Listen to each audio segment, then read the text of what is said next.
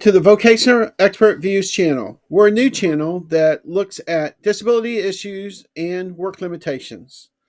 Most of our disabilities will be focused on the VA claims and VA disability systems for veterans. Today, we're looking at disability statements that you might hear from a judge that shows that you may have a doomed claim. We're going to be looking at 5 statements that disability judges often make when they are leaning towards a potential denial for your disability benefit. So let's take a look at this.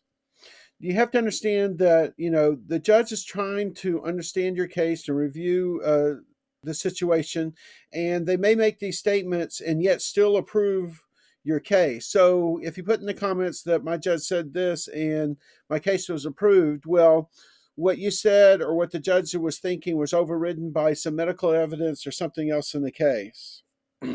These statements are kind of like a rule of thumb that your case may be doomed, but it's not absolute. One of the statements is your client should have considered that before applying. Basically, this is stating that some aspect of your claim wasn't covered correctly.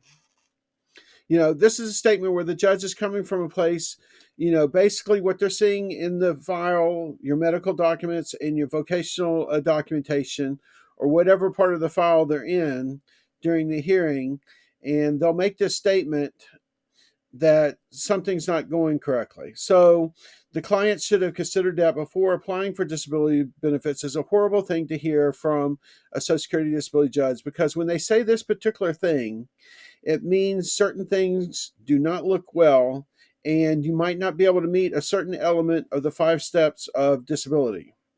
Read it again. Your client should have considered that before applying for disability benefits is a clear sign the judge is saying that one element is not met. Your client should have considered that before applying.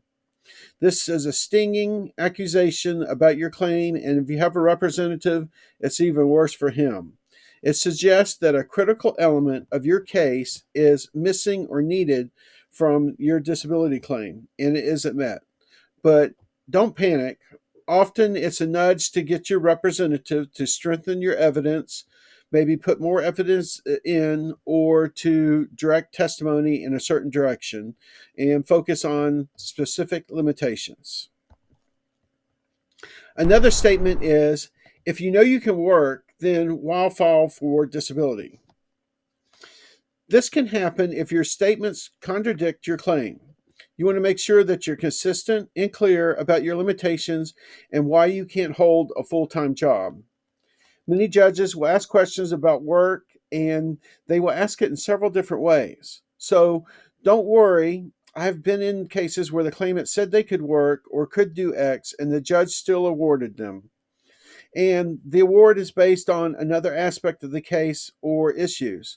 Sometimes the claimant is being purely honest, but they don't really understand their limitations and how it affects competitive employment. However, there are a lot of judges that use these questions to deny a claim. So if you say you can work, it doesn't necessarily mean your ship has sunk, but sometimes it's a big barrier to overcome. So sometimes I see this mostly when the claimant is in a hearing and they'll make this statement, I want to go back to work, or I think I can do some kind of work. Sometimes they'll go, I'm not sure if I can do a full-time job, but maybe I can do a part-time job. Sometimes those little innocent statements all of a sudden can kill a claim. So the judge will then respond, if you know you can work, then why did you file for disability benefits? Right there. Why aren't you just out there working? So the bottom line is it might be for any number of reasons, and they just misspoke. And when I say misspoke, I mean the claimant misspoke as to they could work. So the judge is basically trying to push them into a corner as to whether they can work or not. And so sometimes in their head they say, well, maybe I can do 40 hours of work of something. Maybe if the employer is super friendly, or I get some job accommodations. And this is where your representative should step in and discuss more specifics about your work limitations and possible job accommodations. Job accommodations are not allowed at Social Security. So just because you can work due to job accommodations means you're basically unemployable. Another red flag is drug abuse is significant, and medical evidence shows that drugs and narcotics are often present when you go see your doctor or go to the emergency room. This raises concerns about drug use and it's affecting your ability to work, which is your disability claim. You want to make sure you're honest and upfront about your situation. If drugs are material to your impairments, you want to make sure it's well documented as to how much they do affect you. And your representative is there to try to show how much they do not affect you. So I can see that drug abuse is significant, and it appears that the only medical evidence on the file contains emergency room treatment or narcotics is present more often than not.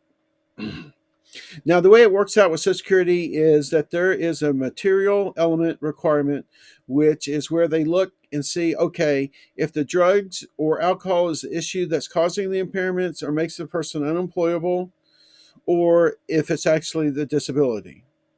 So that's what the judge is trying to look for.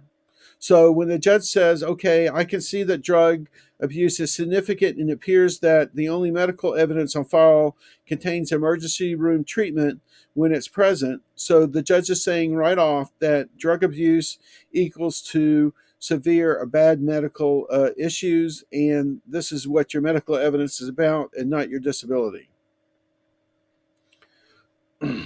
So that's important with Social Security disability. The next one is you're still working. Disability means.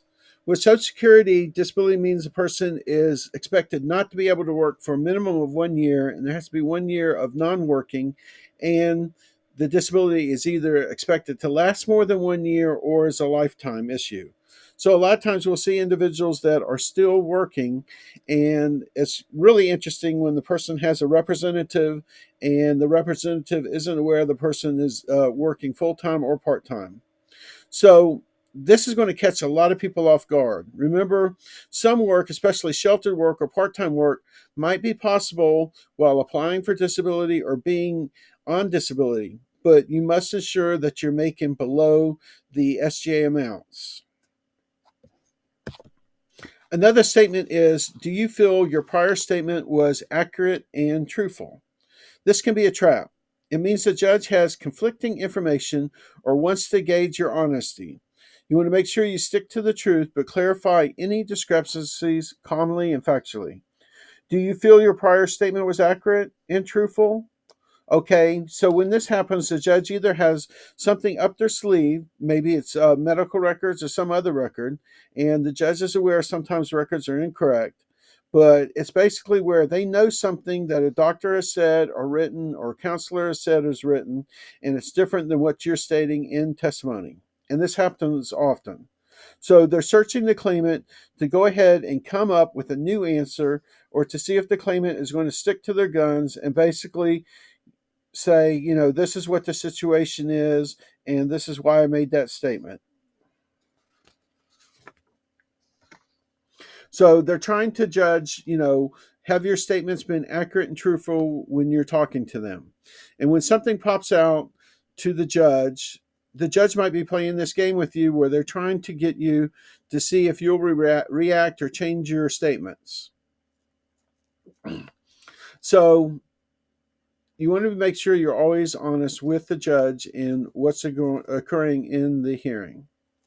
So usually the judge will have that they're assessing truthfulness, and sometimes a lot of judges realize that a claim is, well, they just don't remember, or they're not sure what's going on, or they didn't understand the question correctly.